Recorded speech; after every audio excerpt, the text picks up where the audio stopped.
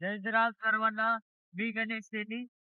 आम्ही सध्या हे पहा रात्रचे 12:50 या 1 वाजले असतील करेक्ट. ते आता ओडिसी गेली आज. ओडिसी म्हणजे हॉटेलमध्ये नाही का वायफिंग सर्व्हिसिंग हे ते काम आहे ते ओडिसीचे ती केली आहे. आता माझा पेमेंट झालता 800 रुपये फिक्स. तर आता बघू नाही का, मला माहितीये मला भेटेल 800 रुपये, तसा काही विषय नाही. थांबा थोडं रोड क्रॉस करू.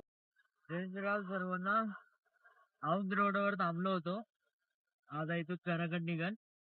थोडं टोपी बिपी घातली, स्वेटरची शेन लावली, दार गेले, थंड वाजायला लागले. आता तुम्ही बघू शकता धुकं बिकं पण आहेत रोडला. सगळ्या सगळ्या रोडवर धुकं बिकं आहेत काय का.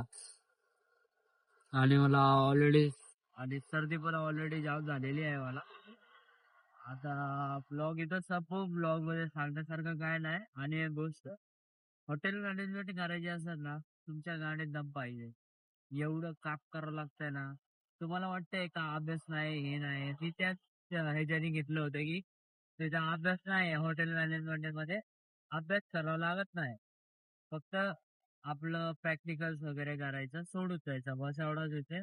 या मोटिव्हने मी हॉटेल मॅनेजमेंट घेतला.